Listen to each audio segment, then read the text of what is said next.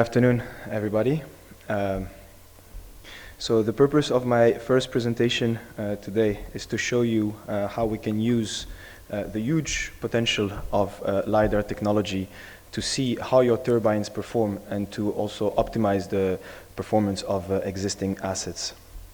So before starting my presentation, I would like to say also thank you to Wind Insider for organizing such a nice event in a very nice venue. We are very happy to be industry partners, and we're looking forward for further collaboration. First of all, what is the Wind Iris? The Wind Iris is a proven operational LiDAR which is designed for power performance optimization.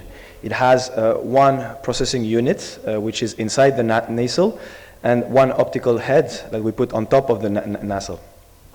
So it's designed with high reliability with no moving parts. It is very compact and it's very ergonomic so that you can have easy and safe installation within half a day. And it also uses a tripod which ensures fast and accurate alignments. So for those who are not familiar with LiDAR technology, basically LiDAR technology is using light detection to measure wind speed and wind direction. And this wind iris is basically shooting 400 meters ahead of the wind turbine and can see the unperturbed wind. Because what we should understand as an introduction is that so far the information that controls basically the turbine is provided by the nacelle anemometry. And the nacelle anemometry is very much perturbed by the motion of the huge blades that you have next to the sensors.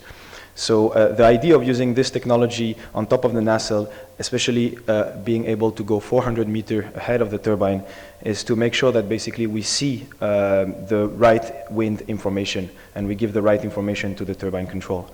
So in terms of accuracy, many certification bodies have already certified the accuracy of the data. So here I'm just showing you one of the analysis given by DTU Wind Energy. So we are bringing this technology in India through a consortium between Avent and Meteopole. Avent is our partner. They are a French headquartered company who develop, manufacture, sales and services turbine-mounted LiDARs worldwide. And Meteopole provides wind farm developers and investors with LiDAR premium consulting services. We share the same vision. We have the same mission in the industry when it comes to post-construction services and assessments. Which is basically to help the wind industry in using the high potential of LiDAR technology in order to extend the reliability and to optimize the performance of existing wind turbines and existing wind farms. So these are a couple of companies who are already using this technology. So as you can see, we can identify three different types of clients. So you have the consultant like GL, Meteopole. You have the turbine manufacturers, Siemens, Enercon. These companies are using this technology mostly for their own research and development, for their own turbine design, in order to make sure that they come up with the next generation of turbines that are designed considering this new available information. And most importantly, because it's an IPP summit, I'm going to talk about the third type of clients that is using this technology. So we're talking about the IPP like Dong Energy, EDF, etc., etc. And they use this technology to optimize the power performance of their existing assets. So these are some of the companies who are already working with Meteopole. We are very proud within a short amount of time in India to already serve among the leading companies in the country, so among which Tata Power, CLP India, etc. So this is the presentation outline. First of all, we'll see how we can optimize, how we can improve turbine performance using LiDAR technology, to which extent we can expect the optimization potential. We'll see one case study made by one of our partner, a French IPP called Valorem. And I'll tell you more about how Meteopole is basically bringing this technology into India. So first of all, how to improve turbine performance with the LiDAR. So there are several issues that can affect power performance. Wind resource issues, flow complexity issues, blades issues, nacelle anemometry issues, and wake issues. So among these 5 issues, the 2 first one, there's pretty much nothing we can do about them because the project is already built. So if the resource was wrong, if the terrain was wrong, it's already too late. The wind farm is operating, so there's nothing we can do. On the 3 last one, blades, nacelle anemometry, and wakes, some actions can be considered, and this is basically what we are going to show you. So these are 3 shortlisted actions that can be undertaken by the wind iris. So first of all, power curve measurements. So when it comes to power curve measurements, I think it's important also to remind you, like, what is the approach, is to put the met mast in order to satisfy the IEC requirements at a distance of 2.5 rotor diameter ahead of the turbine. And this, as you may know, has a lot of limitation, especially when it comes to complex terrain. So as I said, the wind iris is put on the nacelle and shoots 400 meters ahead of the turbine. So the requirements from IEC of 2.5 rotor diameter is pretty much all the time satisfied. Apart from this, as the wind iris is also moving with the yaw, you are also not limited to only one direction sectors as you can have with the traditional approach of power curve measurements. It gives you more available wind sectors to perform your power curve measurements, which helps you in getting a faster and proven IC equivalent power curve without using a met mast. And this is very interesting for IPP when it comes to accelerating your turbine testing and also reducing your overall costs. So this is the first application, power curve measurements. Sector management, which is another application. So first of all, what is sector management? Sector management is whenever an IPP decides intentionally to curtail one or several turbines for several particular directional sector because of the wake added turbulence. So they decide intentionally to compromise on a small amount of AEP in order to make sure that they ensure in order to ensure the project lifetime. So here also, as you can understand, as the wind iris is basically covering the entire full 360 degrees, so you will manage to optimize this wind sector management by having a full understanding, 360 degree understanding of the turbulence intensity. So this is also, I would say, this is not the approach which is used most of the time, but this has started to be used for this application also in Europe and in the US. So the last application is the one we're going to focus more on, which is basically yaw misalignment correction. So what is yaw misalignment correction, and why do we have yaw misalignments? We have what is yaw misalignment? Yaw misalignment is whenever the blades are not directly facing the upcoming wind, because of which you have a production loss. And why do we have this thing happening is, again, as I said, is because the information given by the nacelle anemometry is very much affected. The quality of the information is very much affected by the blades, by the motion of the blades that are just next to the sensors. So as a result, the idea of putting one wind iris will give you basically the right information to tell the turbine control. And as I said, it has been designed for power performance optimization. LiDAR is basically a very, let's say, an expensive technology, and it wouldn't make any sense to have one LiDAR unit installed on every turbine at the same time. What you can do is we can use one single LiDAR to optimize an entire wind farm by moving the LiDAR turbine after turbines. And this is where you will start getting a very quick and a very strong return on investments.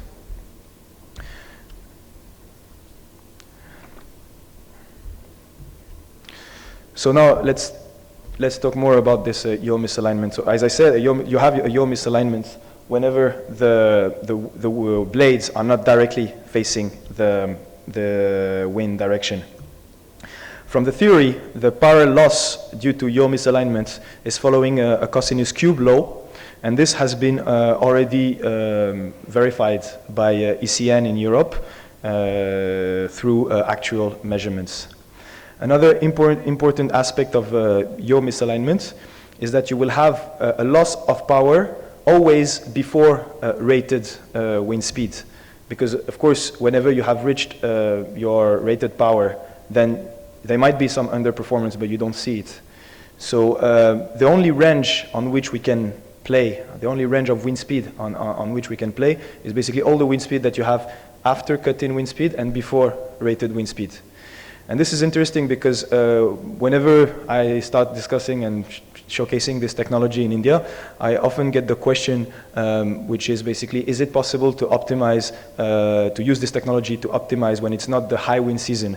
And the answer is yes, of course, because of this exactly. Because we are interested in the range cut-in to rated, and even in the low wind season, especially in the low wind season, you have a big number of records for this range. Another interesting thing to see is that for a given wind turbine, the loss of AEP due to yaw misalignments will highly depend on the wind speed distribution, because as the frequency, if you have a high frequency of wind speed in between cut-in and cut-out, of course there is more space for optimization. So this here we are comparing basically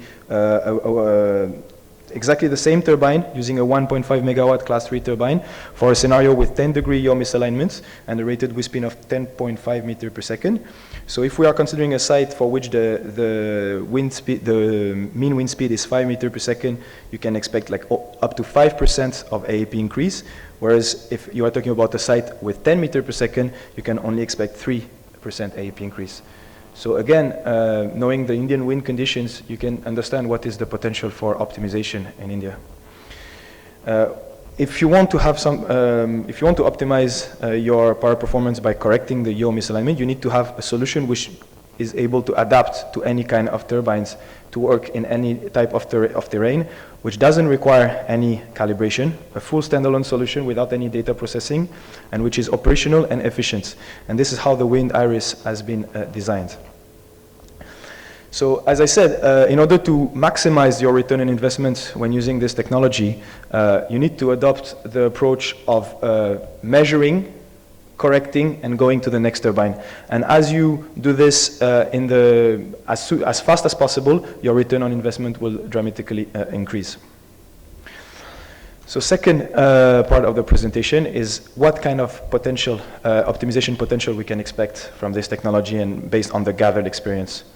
So now after 5 years of operation and with over 50 deployments all over the world, we can say that we have a large experience, and we are happy to share some of the track record with you today. So first thing, as I said, like the potential for optimization through yaw misalignment correction highly depends on several parameters. Of course, the average magnitude of the yaw misalignment is very important. If you have, you can be very lucky and have 0 degree yaw misalignment. Of course, this will not add any power to your this will not increase the AEP. Side parameters, of course, turbine, as I said, like wind distribution will also affect the potential for yaw angle correction. Turbine model, if you use, if your site is with a 2 megawatt turbine, you can expect a higher AEP increase than if you are using 1 megawatt turbines, of course. Operational costs. If you want to, if you want to optimize the power performance, you really need to make sure that in terms of using the costs related to using the LiDAR, mounting the LiDAR, this is all minimized. And also the duration that you use to get the right information turbine after turbine. So you will have a much higher return on investment if you manage to do it in a matter of days rather than if you do it in a matter of months, of course. So these are some of the data that were collected over the various types of turbines, mostly new turbines. These data were acquired in flat as well as complex as well as offshore sites.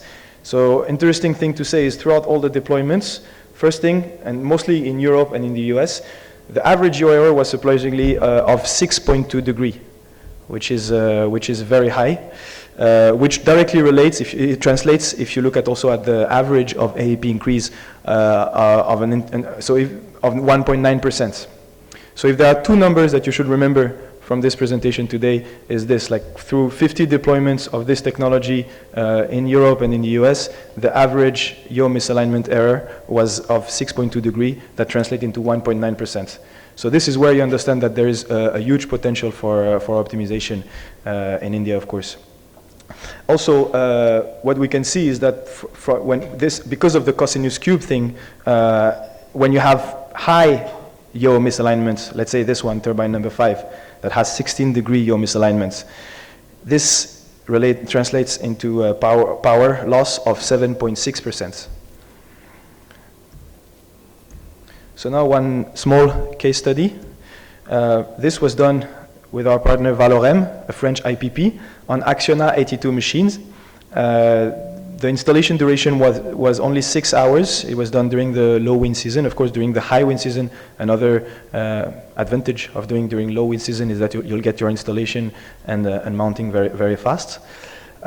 So within 2 weeks, at the end, the yaw misalignment was of 7 degree with 1.9% AAP loss.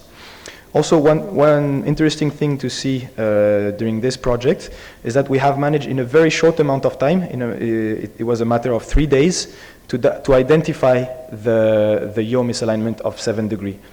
So basically, in this case, it's very positive in terms of return on investment, because if in 3 days you manage to identify, then in half a day you both correct and go to the next turbine, your return on investment will be very high.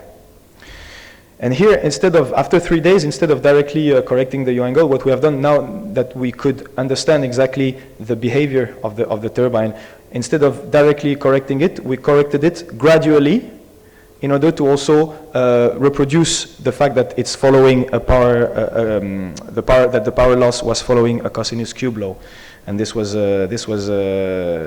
done during this study. So at the end, as I say, the AAP was optimized by a factor of 1.9%. Now, Valorem is still using the device for several other applications: power curve, relative power curve, as well as power curve verification, nacelle anemometry calibration, wind sector management, etc., etc.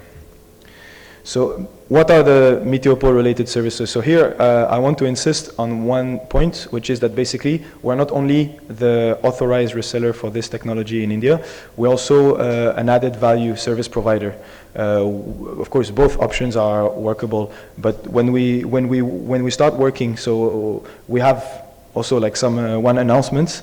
We're also very happy and very proud to announce that we are going to use this technology in a very short amount of time. It has been already finalized with an IPP called Continuum.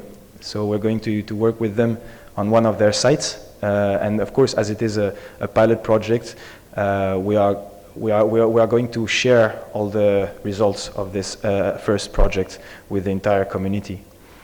So when it comes to the services that we provide, basically there's 3 phases. First phase is before starting the optimization, the measurement campaign, we start looking at the existing data and we try to come up with the most optimized operational planning of going from the turbine which is the most likely to have a yaw error all to the turbine which is less likely to have some space for optimization. So this, of course, is done in collaboration with both the project owner as well as the turbine manufacturers. Here also something that I wanted to say is that it's not a technology which is being used basically to create conflicts between IPPs and turbine suppliers. It's only for power optimization. So once the wind farm is built, it's the interest of both the IPPs as well as the turbine manufacturers that the IPPs at the end gets the maximum revenue out of the wind farm.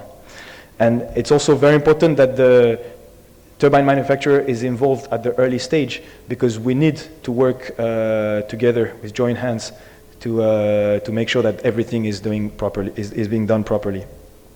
So second phase is once we have decided on the planning, we start the support and training, where we work with the IPP as well as the turbine manufacturer on support and training.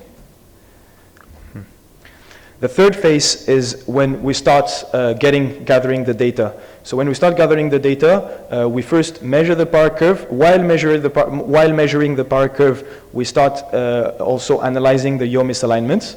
Of course, we want this to be done as soon as possible. This is a very conservative number of 3 weeks, but of course it's very conservative in the sense that it will always be done much faster. Second phase is to give the information to the turbine control, correct it, and then either move to the next turbine if we are already in the process of maximizing our return on investment, or if we are still in the process of testing, is to do a relative power curve in order to basically not only justify what we have done, but also quantify what is the AEP increase. Thanks for your attention.